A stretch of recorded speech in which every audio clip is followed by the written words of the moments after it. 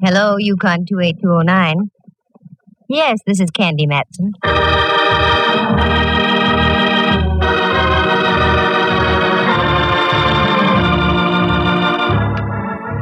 Got an old corpse kicking around you want identified? Know of any good murders you want solved? We've got just the girl for you. Her name is Candy Matson. Mighty cute, too. She fills out a size 12 suit to just the right proportions. Soft blonde hair, 2 sparkling blue eyes, and all in all, she looks as though she might have stepped right off a Varga calendar. And what's more, she's a private eye. You scoff? You ridicule? I'll let you see for yourselves. Listen, she's talking on the phone right now. Hello, Candy Matson. Hello, Miss Matson. I'm afraid you don't know me. That makes it even. You don't know me. Let's go from there. I've read about you in the papers, Miss Matson. You handle confidential cases. That's right. However, there's a little matter of a fee involved. Yes, I know. I can pay. That's item number 1. Now to item number 2. What's the confidential case? I can't possibly tell you on the phone, Miss Matson. I said it was confidential. Okay. Where do you want to talk? I am the proprietor of a restaurant, the Charlemagne in North Beach. Oh, yeah, I ate there once. Oh, that's nice. No, it wasn't. I didn't like the food. Oh.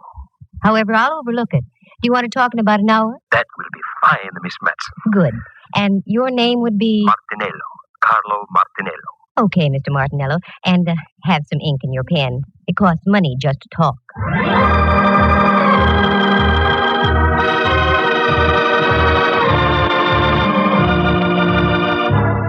I probably sounded rough and commercial, but you have to be in this racket. Most people look on a private eye as a musician.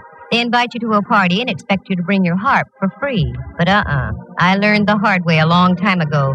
So now they pay in advance and take their chances later. That's the way it was with this Martinello. I was at home in my penthouse on Telegraph Hill out on the porch taking a sunbath when the phone rings and it's this Carlo character. That part was all right because I can always use new customers. But what made me mad was the fact that I had to stop listening to the 49ers belt the bejabbers out of the Cleveland Browns at Kezar Stadium. But I followed through and uncovered a couple of very done-in bodies along the way.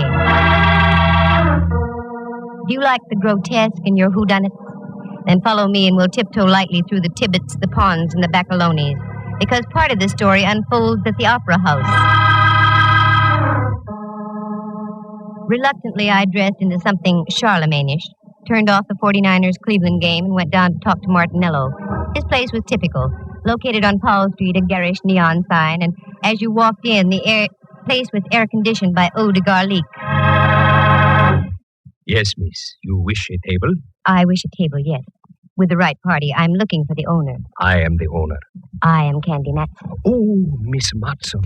Walk this way, please. If I could walk that way, I'd revive vaudeville. Pardon? Where's your office? Right over here. Allow me.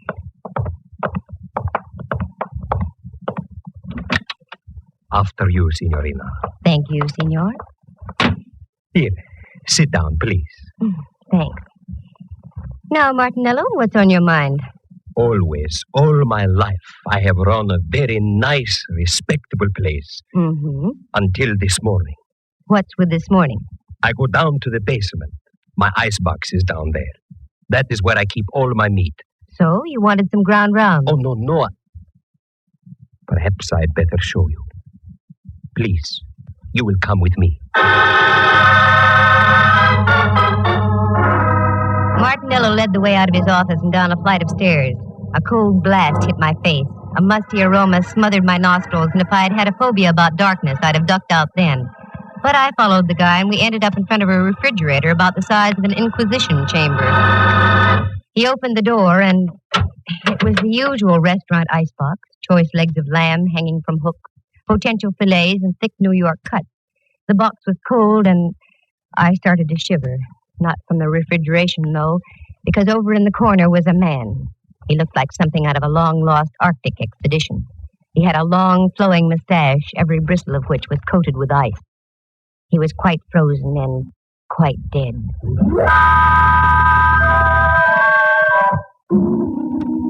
I slammed the door shut and reeled out. The sight had staggered my thought processes. Martinello reached over by a salami slicing table and turned on a Mazda. A weak affair that cast dim shadows about the damp basement. Is that your little surprise? Yes, Mr. Matson. That is what I was greeted with this morning. Have you notified the police? Oh, no. Why not? As I told you, I have run a very respectable place. And, two, that is why I am hiring you. You can get in trouble, you know. Yes, that is why you must help me. Please, Miss Matson, say you will help me. I will pay you anything you say. I stick my neck out in the strangest places. Now it's a refrigerator. Okay, Martinello, $2,000. What? Make up your mind. Either I freeze your assets or the police find your frozen friend. Yes. All right. Come. I give you the money now. Now we're getting somewhere. What about him? Oh, he'll keep. He's on ice. Well, this was one for the books. Refrigeration the ugly way. I had to ask a few questions if I was to get anywhere, such as like, do you know the guy? No. Had you ever seen him before? No. Who was the last one to close the icebox last night? I was. Does it lock from the inside? Unfortunately, yes. I was getting places like Wiley was with Hauser. It was inevitable. I had to take my courage in my hand and go down and look at that thing again. There it was, a male Mona Lisa etched in ice. This time I looked closer, I had to. And as I did, I realized I wasn't going to get any identification because this guy was a study in crimson. Underneath all that coating of ice, he was dressed in a devil's costume. I slammed the door once again and went upstairs. There I gave Martinello strict orders not to do a thing. Usually in cases like this, you have to wait for a break. They come along like a forcing hand in poker. So I went home to do some thinking. As I arrived, there was an old friend of mine, Rembrandt Watson. Hello, Dove. I'd almost given up. Rembrandt, how did you get in? Your door was open, dear. I took the liberty of coming in. Oh, sure, that's okay. How are things, Candy? All right, I guess. I'm kind of bushed, though. I feel about as devaluated as a British pound. You look wonderful, Dove. What's wrong? I've got a deal, but I don't know where to start. Anything I can help you with? No, thanks, Rembrandt. If I told you about it, you wouldn't believe it. I've never doubted you in the past, dear. I know. Well, I was just called in by a minestrone merchant in North Beach. The guy is stuck with a corpse. That's about par for the course. The deceased had been sealed in the icebox overnight. I've never seen one like that before. That's the way it is, dear. Many are called, but few are frozen. Oh, get out of here. But, Dove, I just got here. I know, but I've got to change and get down to see Mallard. I'll wait for you, Candy. I haven't seen the gumshoe since before me vacation. All right. I'll be with you in a few moments. I did a fast change, and Rembrandt and I climbed into my car, and we dropped off Telegraph Hill on Don Kearney Street. The Hall of Justice, where Mallard hangs his star, is only a few blocks away, so we made it in about 5 minutes. Inspector Ray Mallard, Homicide, San Francisco Police. A lovable, shaggy dog type of character. Very keen with the crime, but dumb with the dame. Me, for instance. If I want him to say yes, he says no, and vice versa. Well, my ever-loving Candy. What's new in the private eye business? Very little. How's the legitimate flatfoot racket? Oh, we're holding our arches up. Well, and Rembrandt, I haven't seen you since Pup was a Hector. Please, Inspector, you're metting your mixer-paws. Who writes this dialogue? I'm pretty weak, I know. What's on your mind, Candy? A character named Carlo Martinello. Have you got anything on him? What's so funny, Mallard? Nothing, except I eat lunch there about every day of the week. Well, answer my question. Well, there's nothing on Martinello. Arrested a couple of times during Prohibition. He was dabbling in grappa a la under the table. Have you got a case against the guy, Detective Matson? Oh, cut it out. No, seriously. Why do you want to check on the guy, Candy? No reason, just thought I'd ask. Uh-huh. Well, Martinello's okay. He's trying to make a living. Only thing I don't like, he loves to sing to his customers. That'd be enough to bankrupt him right there. Anything else I can do? No, that takes care of everything. I tell you what, I'm through in about an hour. I'll take you up to Martinello's for dinner. You can see for yourself. No, that's all right. Okay, Candy. Give. Why, Mallard, dear, what on earth do you mean? You know something about something. I want in. Mallard, and I want you to believe this. I mean it sincerely. If I knew something, you'd be the last to know about it. He's got something there. Come now, leave us a while. I hate to do things like that to Mallard. He's been of great help to me in the past. More than once, he's saved my life. But on a deal like this, you have to play it close. After all, a girl has to make a living. For the first time in a long time, I was completely baffled as to where to start. Something had to be done about that cadaver in the icebox, but what? While I was beetling my eyebrows, Rembrandt invited me up to his place for tea. He lives on California Street, just down away from Old St. Mary's, and only a bail bond broker's reach from the Hall of Justice. So I accepted. Do forgive the looks of the place, Candy, dear. I had a meeting with my philatelist group last night. Philatelist? The stamp collectors, dear. Well, I know what they are, but I didn't think they could make such a mess. You don't know philatelists. Sit down, though. Make yourself comfortable. I shan't be a moment. That's all right. Candy, dear, why the wrinkles? I've got cause for wrinkles. This chap in the icebox, Rembrandt. There's something I didn't tell you. He was dressed in a devil's costume. There, dear. Your tea will ready in just a minute. You'll feel better. I know it sounds crazy, but it's true. What are you going to do, Candy? I don't know. I can't leave him in that refrigerator forever. We'll get him out, dear. I hate to think of a corpse catching pneumonia. Oh, excuse me, Candy. Help yourself to the tea. Mm-hmm. How do you do? Rembrandt Watson Enterprises. Quiet down. Who? Oh, hello, Templeton. How are all your steamships? Oh, that's good. What? Could I use to what? To the opera? Of course I could. Righto, I'll pick them up at your office. Thank you, Templeton. Goodbye. Candy, dear, do you like the opera? I can take it or leave it. Why? It suddenly develops that I have 2 tickets tomorrow night for Tales of Hoffman. Oh, Rembrandt, I don't think I can go. Come, Candy. It'll do you good. You've been working too hard. You need a little relaxation. Tales of Hoffman, Okay.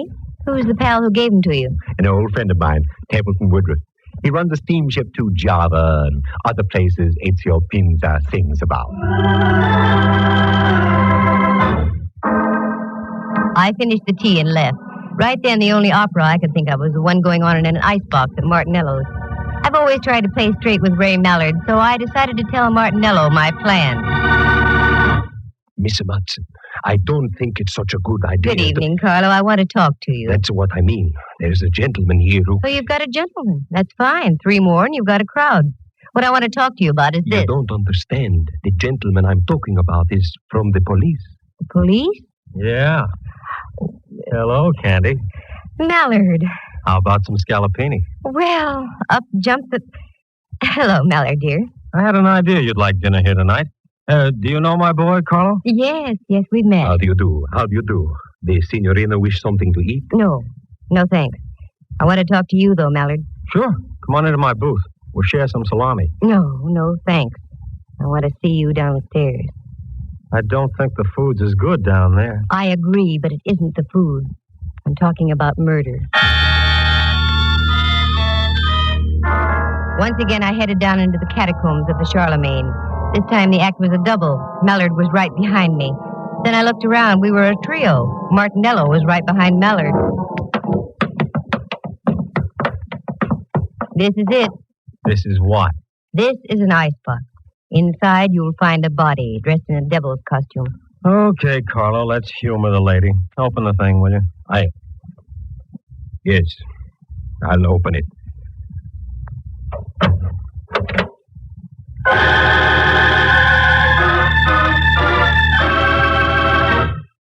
Lovely view of the beef. It's gone. The body's gone. Okay, Martinello, start talking and make some sense while you're doing it. Please, Miss Matson, I don't know anything. I haven't been down here all day. Get rid of those arched eyebrows, Martinello. You know something. What is it? Wait a minute, Candy. I'll do the questioning. In the first place, Carlo, was there or was there not a body in here? Well... Sure there was. He can't deny it. Here's a check for $2,000 signed by Martinello himself. Well, Carlo?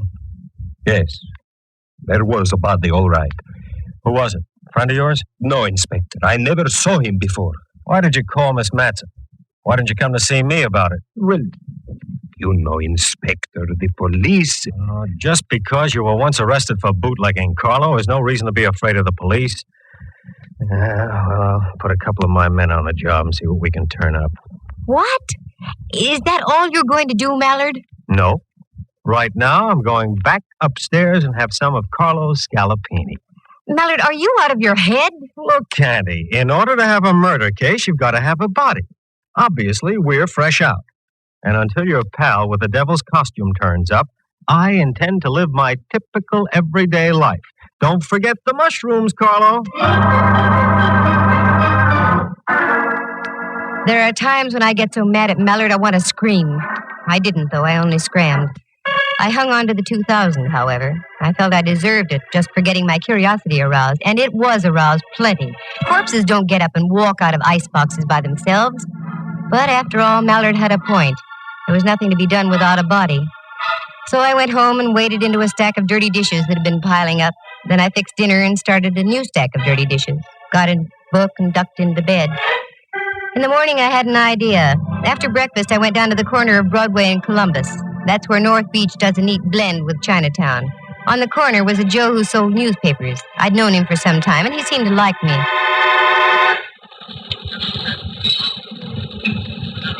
Hiya, Butch. Well, hello there, lady. How are you? Good, can't complain.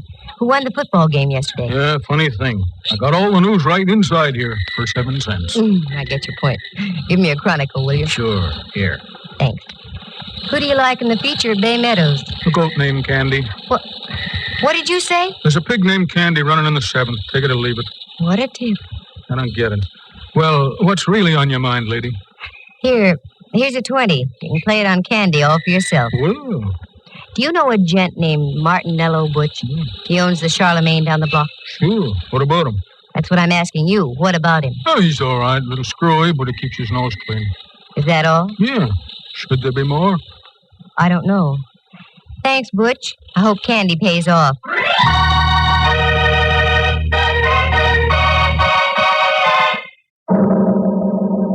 I was getting nowhere, that was for sure, and the rest of the day went the same way. Dead ends, blind alleys. I checked as many loose ends as I possibly could, but I was still stuck in a quandary.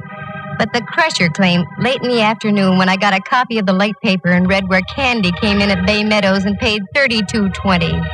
And I hadn't had sense enough to get aboard. When I got home, the phone was ringing. Hello, Candy Matson. For your Candy Matson, I should play a fanfare. Oh, hello, Rembrandt, dear. How are you? Like an October morning. Every single one of me pores is breathing great, huge gulps of air. What? I just had a facial dove, most invigorating. What on earth for? I loved your old pores just the way they were. Candy, you've forgotten. I have? Forgotten what, Rembrandt? We're going to the opera tonight. Oh, Ducky, I'm sorry. I had forgotten. I'm afraid I'll have to renege. Now, Candy, you promised, and I don't care what you're involved in. It'll do you good. But, Rembrandt, I'm working on it.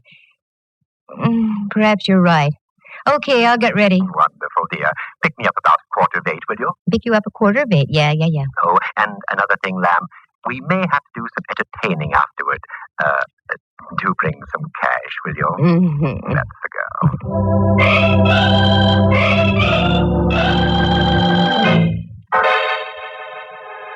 That Rembrandt, always stony broke. I guess photography isn't what it's cracked up to be. I didn't mind, though. He's been a friend to me on more than one occasion. Well, if I was going to the opera, I had to start thinking in operatic terms. I fished around in the closet and came up with something that would have done any woman's heart good. One of those strapless affairs that you can't stop breathing in for one moment, otherwise the opera is no longer the main attraction. I powdered, perfumed, pouted, and rouged, and took off after Rembrandt. But just as I started to leave... Just a moment. Well, get a load of the Duchess. Mm-hmm. It won't be Halloween for another couple of weeks yet. Oh, very funny. Come on in, Millard. What are you decked out for, Candy? Something you wouldn't understand. I'm going to the opera. Oh, I love the opera. Any horse opera with Tex Acuff in it. That's what I thought. What's on your mind, Millard? I've got to pick up Rembrandt in 10 minutes. Well, I was just driving by, so I thought I'd stop and tell you the news. News? About what? We found El Diablo. The guy in the icebox? Yeah, Martinello identified him.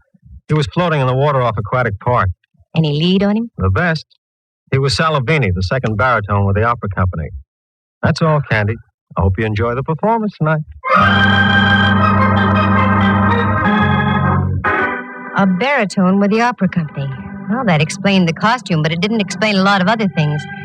I walked down the stairs with Mallard. He got in his squad car, flicked on the flashing red light, and with a burst of his siren, rolled down the street. I'd have to speak to Mallard about that. All the neighbors had their heads out of their windows as I climbed into my car and followed. What an exit. I picked up Rembrandt and we drove up to the Civic Center. I found a place to park. A minor miracle. The last time I went to the opera, I had to drive almost to Palo Alto and come back by train. Rembrandt's friend must have been very influential. We had seats in the Diamond Horseshoe. They were presenting Tales of Hoffmann, and a friend of mine, Dorothy Warrenschold, was singing the role of Antonia. It was a fine performance, and after the last curtain, I took Rembrandt. We went backstage to see Dorothy.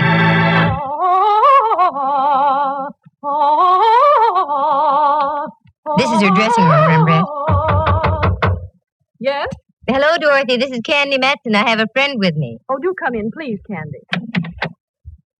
Candy, how are you? Couldn't be better. Dorothy, may I present Mr. Watson? Rembrandt, this is Miss Warrenschold. I'm delighted. You're in magnificent voice tonight, dear. Thank you. Sit down, won't you? I've only a moment. We're rehearsing some of the scenes in Faust tonight. Rehearsing after a full evening's performance? It has to be done, Candy. Our baritone disappeared. We've had to replace him with a new man. Yes, I know. By the way, Dorothy, I heard you on your Standard Hour broadcast a few weeks ago. It was a wonderful performance. I'm glad you liked it, Candy. I always look forward to those. What are your plans, Dorothy? Well, the season closes here, and then we open in Los Angeles. Oh, yes, of course. Excuse me. Come in. Oh, I'm sorry. I didn't know you had guests. That's all right. Oh, Candy, I'd like to introduce Rolf Herberts. This is Miss Matson and Mr. Watson. Nice to know you. Mr. Herberts is our new baritone. Oh, yes. That's why we're rehearsing tonight. I won't take any more of your time, Dorothy. I just thought we'd save a few moments of rehearsal if I told you that I don't move in that last scene. I sing upstage. That will leave you free to take as much stage as you like. Fine, Rolf. That will save time. Thanks. Oh, not at all. Glad to have met you, Miss Matson, Mr. Watson. Nice to have met you, sir. See you on stage, Dorothy. Yes, Rolf. Rolf has a wonderful voice, and he's a good actor, too. You know, I think he'll be even better than Salavini. I've seen him before. Oh, yes, he's been in pictures and on the concert stage, and in opera, too, but he's never really had a good break. This might be it. Uh-oh, that's it, Candy. I'm sorry, but I'll have to leave. Certainly, Dorothy. Say, why don't you stand in the wings? You can watch the rehearsal if you'd like. Oh, I'd love it. Come on, then. Follow me.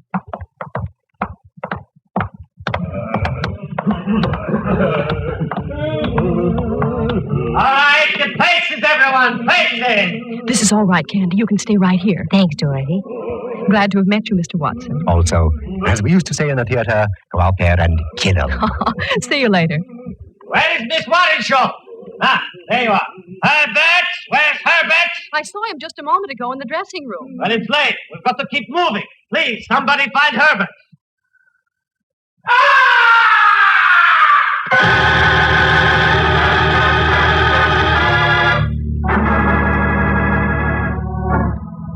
From way up in the heights of the stage, the opera house was pierced with a blood-curdling scream. That was no ordinary scream. It was the scream of death. You wait here, Rembrandt. Keep your eyes open. I'm going up to have a look. That scream wasn't in the score of Faust.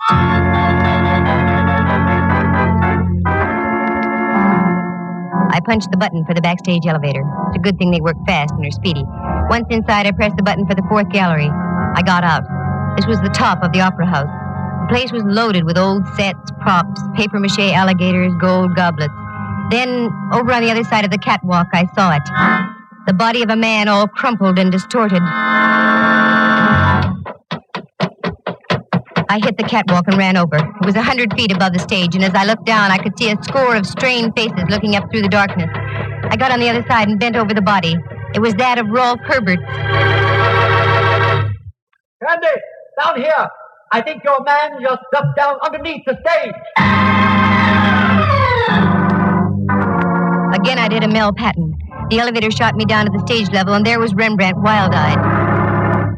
He came down the elevator on the other side, Candy. Then he cut across the stage and down those steps. Come on, Rembrandt, follow me. I may need help.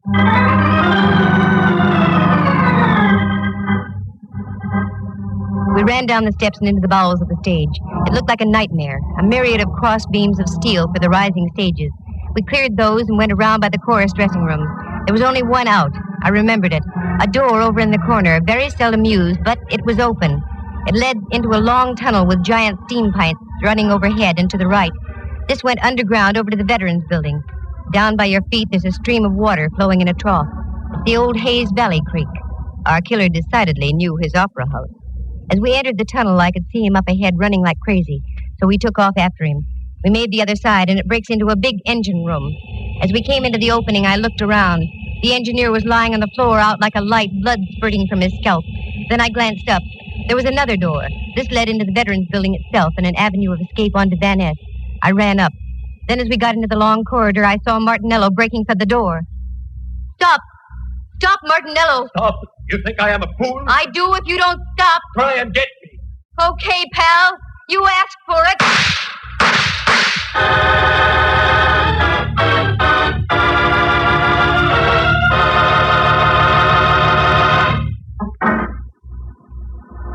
It was the first time I had ever shot a man. It didn't feel good. But he lived, and later the doctors of law gave him a little pill. The cyanide kind they dropped inside the gas chamber at San Quentin. Martinello paid his debt. Details? Sure, I'll fill him in now. Martinello loved to sing. Ray Mallard had told me that. For years, Carlo had been hanging around the opera house hoping to step into a role.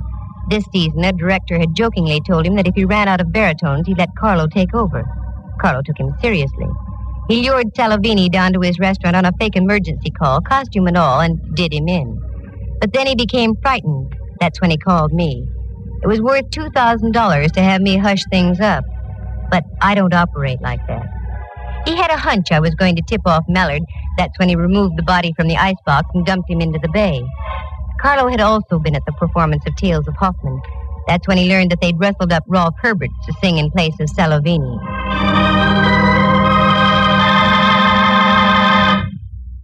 By this time, Martinello was obsessed with the idea of singing in the opera house and wouldn't stop at anything. Right after Herberts left Warrenshold's dressing room, he managed to get Herberts into the elevator and up to the fourth gallery behind the stage. That scream was produced by a 6-inch stiletto through Herbert's heart from the hands of Martinello. And that's when our chase began. I hope I never see that tunnel under the opera house again. That Mallard and his sentiments. It was he who gave me that gun just a week before, for my birthday. He said I needed protection. Well, darn it, I do. But I can't get Mallard to believe me. Instead, he just gives me guns.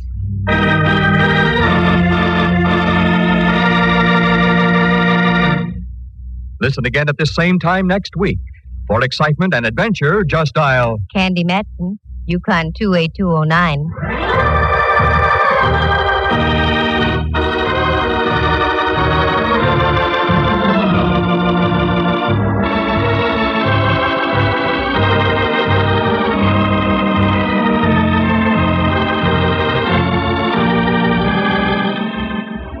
Heard tonight were Harry Bechtel as Rolf Herberts, Jerry Walter as Carlo Martinello. Henry Leff plays the role of Inspector Mallard and Jack Thomas as Rembrandt. Dorothy Warrenshold, star of the Standard Hour and the San Francisco Opera Company, was heard as herself. The program stars Natalie Masters as Candy and is written and produced by Monty Masters.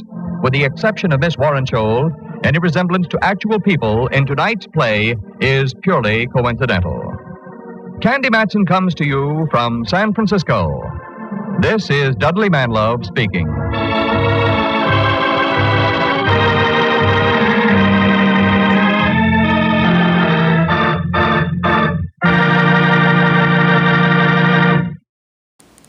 Until next time, this is John.